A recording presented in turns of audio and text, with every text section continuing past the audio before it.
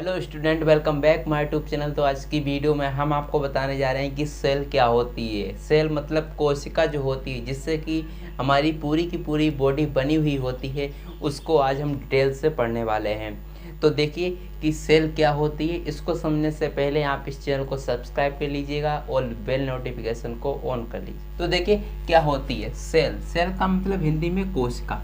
तो कोशिका काफ़ी ज़्यादा इंपॉर्टेंट प्रश्न है और इससे प्रश्न कई बार परीक्षाओं में पूछे जाते हैं। जो इम्पोर्टेंट प्रश्न है वो भी मैं आपको बता दूंगा और जो सेल क्या होती है इसकी पूरी जानकारी इस वीडियो में होगी। तो सेल क्या होती है? सेल का मतलब होता है छोटी सी ये कोशिका होती है जिससे कि हमारी पूरी की पूरी बॉडी बनी हुई होती है। यदि हम पूछें कि हमारी सबसे छोटी इकाई क्या होती है, शरीर की सबसे छोटी इकाई क्या होती है? सेल होती है, क्योंकि पूरी की पूरी जो हमारी बॉडी होती है वो सेल से मिलकर बनी हुई होती है। देखिए जो सेल होती है, सेल पहले आती है, ठीक है। सेल से क्या बनता है? टिश्यू बनता है। टिश्यू का मतलब ऊतक बनते हैं, ठीक है। सेल से क्या बनते हैं? ऊतक बनते हैं। ऊतक का मतलब टिश्यू बनते हैं। और टिश्यू से क्या बनता है? ऑर्गन बनता है। ऑर्गन का मतलब होता है अंग बनते हैं, जैसे हाथ हो गया, पैर हो गया, ये अंग बनते हैं। फिर अंग से क्या बनता है? बॉडी सिस्टम बनता है।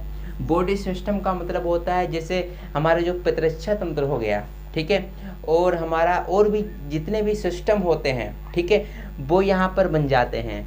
अब फिर बाद में क्या होता है? फिर बाद में ह्यूमन बॉडी बन जाती है। तो इस प्रकार से जो हमारी सबसे छोटी इकाई होगी वो कौन सी हो गई? सेल हो गई। यानी सेल से टिश्यू बना, टिश्यू से ऑर्गन बना, ऑर्गन से बॉडी सिस्टम बन गया और बॉडी सिस्टम से हमारा पूरा का पूरा ह्यूमन बॉडी बन गया। तो इस प्रकार से आपको ध्यान में रखना है कि सबसे छोटी इकाई जो होती है वो सेल होती है। जैसे यदि हम पूछें, जैसे एक कमरा होता है, कमरे में सबसे छोटी इकाई आप क्या बताएंगे? तो कमरे में सबसे छोटी इकाई होती है ईंट, क्योंकि ईंट से ही पूरा का पूरा कमरा बना हुआ है। तो इसीलिए हमारी जो बॉडी होती है वो किससे मिलकर बनी हुई होती है? सेल से मिलकर बनी हुई होती है। इसीलिए सबसे छोटी इकाई जो कही जाती है सेल कही जाती है। ओके, तो ये बात आपको पता होना चाहिए। देखिए यहाँ पर मैंने लिखा है कि शरीर की सबसे छोटी जो इकाई होती है वो कौन सी होती है? सेल होती है। तो ये जानकारी आपको होनी चाहिए, ठीक है। शरीर की सबसे छोटी इकाई जो होती है कौन सी होती है? सेल होती है, ठीक है। तो ये इम्पोर्टेंट पॉइंट है, ये आपको पता है। अब यहाँ पर जो बात आती है कि सेल के बारे में यदि हम पढ़ते हैं, सेल की स्टडी करते हैं, तो इस स्टडी को हम क्या कहते हैं? ठीक है, यदि हम सेल के बारे में पूरी डिटेल से पढ़ते हैं, जानकारी लेते हैं, तो इस स्टडी को हम क्या कहते हैं? साइटोलॉजी कहते हैं। क्या कहते हैं? साइटोलॉजी कहते हैं। इंपॉर्टेंट वर्ड है, आपको पता होना चाहिए। और देखिए एक वैज्ञानिक थे जिनका नाम था रॉबर्ट हुक।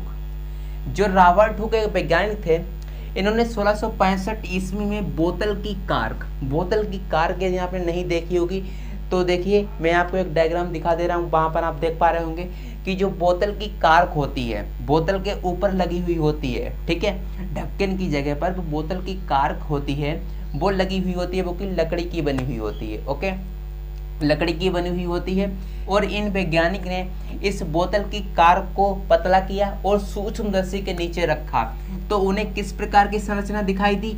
मधुमक्खी का जैसा छत्ता होता है, इस प्रकार का छत्ता होता है मधुमक्खी का, ठीक है, इस प्रकार का दिखाई देता है छत्ता मधुमक्खी का। तो इसी प्रकार की संरचना उन्हें दिखाई दी, किसे? रॉबर्ट हुक वैज्ञानिक को दिखाई दी, ठीक है। तो ये जो संरचना थी, ठीक है, ये जो संरचना थी, इसी संरचना को इन वैज्ञानिक ने क्या कह दिया? सेल कह दिया, ठीक है। तो ये जानकारी इंपॉर्टेंट है। और जो इन्होंने सेल देखी थी वो सेल कैसी थी? डेड थी। यानी जो इन्होंने सेल देखी थी वो सेल मरी हुई थी, यानी जीवित सेल नहीं देखी थी। तो इम्पोर्टेंट ये भी है। और इनकी एक पुस्तक है जिसका नाम है माइक्रोग्राफिया जो बुक है, इनकी बुक है, रॉबर्ट हुक की बुक है। इन्होंने सेल के बारे में पूरे डिटेल से माइक्रोग्राफिया बुक में बताया है। ओके, तो ये इम्पोर्टेंट है। चलिए मैं आपको एक बार फिर से समझा देता हूँ कि यहाँ पर हमने अभी क्या क्या पढ़ा। देखिए एक रॉबर्ट हुक वैज्ञानिक थे जिन्होंने 1665 ईस्वी में बोतल की जो कार्क होती है, मैं आपको दिखा दे रहा हूँ, वहाँ पर आप देख पा रहे होंगे, बोतल की जो कार्क होती है उस कार्क को निकाला और उसे पतला कर लिया, ठीक है, और उसे सूक्ष्मदर्शी के नीचे रखा। फिर इन्होंने क्या देखा? फिर इन्होंने ये देखा कि जो मधुमक्खी का जैसा छत्ता होता है उस प्रकार की संरचना इनको दिखाई देने लगी। संरचना जो दिखाई देने लगी तब इन वैज्ञानिक ने उसे क्या कह दिया, सेल कह दिया, ठीक है। और जो इन्होंने सेल देखी थी वो सेल कैसी थी, डेड सेल थी, यानी मरी हुई सेल थी, ओके। और इनकी एक बुक है जिनका नाम है माइक्रोग्राफिया। और माइक्रोग्राफिया जो बुक है उसमें क्या बताया है उन्होंने ये बताया है कि सेल क्या होती है, किस प्रकार से उसकी हमने संरचना देखी, उसी प्रकार से यहाँ पर पूरा का पूरा डिटेल बताया गया है किसमें, माइक्रोग्राफिया बुक में। जो ये बुक है बुक इनकी है रॉबर्ट हुक वैज्ञानिक की है। तो ये जानकारी इंपॉर्टेंट है, नोट कर लिए। जो आगे एक वैज्ञानिक है जिनका नाम था एंटी वॉन लीवेनहॉक। इन्होंने 1683 ईस्वी में अपने द्वारा निर्मित सूक्ष्मदर्शी बनाई, यानी इन्होंने अपने आप से एक सूक्ष्मदर्शी बनाई, ठीक है। और उस सूक्ष्मदर्शी से इन्होंने लाइव सेल को देखा था, यानी जीवित कोशिका को देखा था। ऐसी कौन सी जीवित कोशिकाओं को इन्होंने देखा था, जैसे प्रोटोजोआ हो गया, बैक्टीरिया यानी जीवाणु हो गया, स्पर्म यानी शुक्राणु, और आरबीसी का मतलब होता है लाल रुधिर कणिकाएं, जो ब्लड होता है उसको देखा। और भी कई कोशिकाओं को इन वैज्ञानिक ने देखा था, ठीक है। तो काफ़ी ज़्यादा इंपॉर्टेंट पॉइंट है कि जो एंटी वॉन लीवेनहॉक थे इन्होंने लाइव सेल को देखा था और इन्होंने अपने द्वारा जो सूक्ष्मदर्शी बनाई थी उसके द्वारा, ठीक है। तो ये बात इंपॉर्टेंट है, इसे नोट कर लीजिएगा। अगले एक वैज्ञानिक थे जिनका नाम था रॉबर्ट ब्राउन। रॉबर्ट ब्राउन एक वैज्ञानिक थे, इन्होंने आर्किड के पौधे पर, आर्किड का एक पौधा था, यदि आपने नहीं देखा होगा तो आप देख सकते हैं स्क्रीन पर। तो आर्किड के पौधे की जड़ की कोशिकाओं में, ठीक है, आर्किड का एक पौधा था, उसकी जड़ होती है, उसकी जड़ की कोशिकाओं के अंदर न्यूक्लियस को खोज लिया था। तो पूछ जा सकता है परीक्षाओं में कि न्यूक्लियस की खोज किसने की, तो न्यूक्लियस की खोज रॉबर्ट ब्राउन ने की थी, ओके।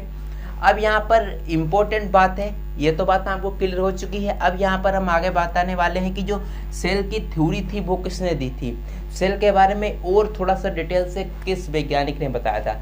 तो दो वैज्ञानिक थे, तो यहाँ पर दो वैज्ञानिक थे। पहले वैज्ञानिक थे जिनका नाम था मैथियास शिल्डन, जो कि कैसे थे, बोटनिस्ट थे। बोटनिस्ट मतलब वनस्पत वैज्ञानिक थे, ओके। और ये कहाँ के रहने वाले थे, जर्मन के रहने वाले थे। एक और वैज्ञानिक थे जिनका नाम था थियोडर शेचबान, जियोलॉजिस्ट। ये जियोलॉजिस्ट थे यानी जंतु वैज्ञानिक थे, ओके। और ये कहाँ के रहने वाले थे, ब्रिटिश के रहने वाले थे। तो ये यहाँ पर दो वैज्ञानिक थे जिन्होंने सेल की थ्योरी के बारे में बताया, सेल क्या करती है और भी इसके फंक्शन होते हैं, वो इन दोनों वैज्ञानिकों ने बता दिया था। देखिए इन दोनों वैज्ञानिकों ने क्या बताया कि जो सेल होती है, जो कोशिका होती है, वो जीवन की, हमारे जीवन की संरचनात्मक, यानी हमारा जो शरीर होता है उसको एक आकार प्रदान करती है, संरचना प्रदान करती है। क्रियात्मक यानी हमारी बॉडी में जितनी भी क्रियाएं होती हैं वो सेल के द्वारा ही होती हैं। और आनुवांशिक इकाई है, ठीक है, यानी जो सेल होती है ये हमारे शरीर की संरचनात्मक और क्रियात्मक और आनुवांशिक इकाई होती है, ठीक है। तो ये इन दोनों वैज्ञानिकों ने बताया था। और सभी जो जीव होते हैं, सभी एनिमल जो होते हैं वो किससे बने होते हैं, कोशिकाओं से बने होते हैं, यानी सभी जो जीव होते हैं वो कोशिकाओं से ही मिलकर बने हुए होते हैं, ठीक है। इन दोनों वैज्ञानिकों ने ये बात बताई थी। और शरीर में जितनी भी क्रियाएं होती हैं वो कोशिका से ही होती हैं, ठीक है। जितनी भी जो क्रियाएं होती हैं वो कोशिका के द्वारा ही होती हैं, ठीक है, क्योंकि हमारा पूरा का पूरा जो शरीर है वो कोशिका से ही बना हुआ है। और जितनी भी क्रियाएं होंगी वो सब कोशिका के द्वारा ही नियंत्रित होगी, ठीक है, कोशिका से ही होंगी। और यह वैज्ञानिक थे जिनका नाम था, काफ़ी ज़्यादा इम्पोर्टेंट है, रुडोल्फ विर्चो, काफ़ी ज़्यादा इम्पोर्टेंट है। रुडोल्फ विर्चो ने क्या बताया कि 1858 ईस्वी में बताया था कि जो जीवित कोशिकाएं होती हैं, जितनी भी जीवित कोशिकाएं होती हैं वो सेल डिवीजन करती हैं। वो क्या करती हैं, सेल डिवीजन करती हैं, सेल डिवाइड होकर नई कोशिकाएं बनाती हैं, ठीक है। तो काफ़ी ज़्यादा इम्पोर्टेंट बात इन वैज्ञानिक ने बता दी थी।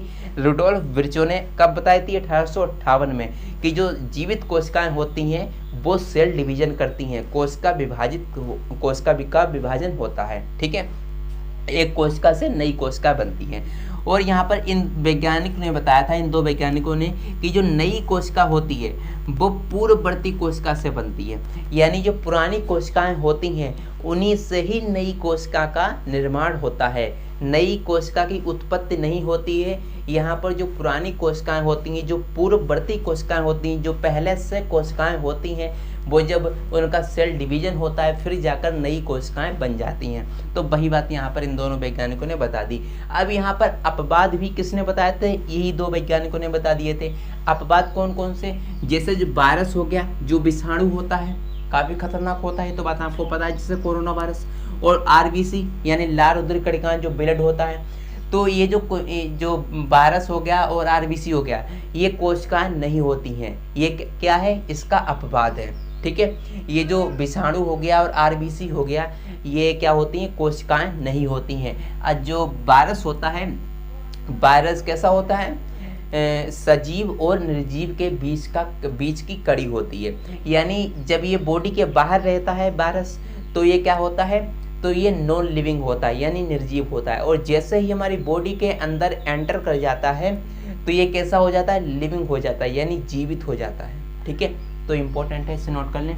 आगे यहाँ पर अगला जो पॉइंट लिखा है कि जो भी जीव होते हैं जिनके अंदर एक कोशिका होती है, जो भी जीव होते हैं जिनके अंदर एक कोशिका होती है, सिर्फ और सिर्फ एक कोशिका, तो वो एक कोश के जीव कहलाते हैं। क्या कहलाते हैं, एक कोश के जीव, यानी यूनिसेलुलर कहलाते हैं। ठीक है, एक कोश के, इसीलिए ऐसे कौन से जीव है जिनके अंदर सिर्फ एक ही कोशिका होती है, जैसे बैक्टीरिया हो गया, अमीबा हो गया, इग्लिना हो गया, इनके अंदर एक ही कोशिका होती है। ठीक है, ये कैसे होते हैं, एक कोश के जीव होते हैं। आगे यहाँ पर अगला जो पॉइंट लिखा है कि यदि जीव में 2 या 2 से अधिक कोशिका होती हैं, यदि जीव में 2 या 2 से अधिक कोशिकाएं होती हैं या प्रेजेंट होती हैं, तो उससे मल्टी सेलुलर कहते हैं। मल्टी सेलुलर का मतलब होता है बहुकोशिकीय कहते हैं। ठीक है, और बहुकोशिकीय कौन कौन से जीव होते हैं, जैसे ह्यूमन हो गया, ह्यूमन में कई सारी कोशिकाएं, यानी पूरा का पूरा शरीर होता है वो किससे बना हुआ होता है, सेल से ही बना हुआ होता है, तो काफ़ी ज़्यादा कोशिकाएं होती हैं ह्यूमन में। और जो प्लांट होता है, प्लांट में भी कई सारी कोशिकाएं होती हैं, और जो एनिमल होता है उसमें भी कई सारी कोशिकाएं होती है। तो इम्पोर्टेंट है, ये बहुकोशिकीय के अंतर्गत आते हैं। अब यहाँ पर हम बात करने वाले हैं इम्पोर्टेंट क्वेश्चन ऑफ सेल, यानी सेल के क्या क्या इम्पोर्टेंट क्वेश्चन है।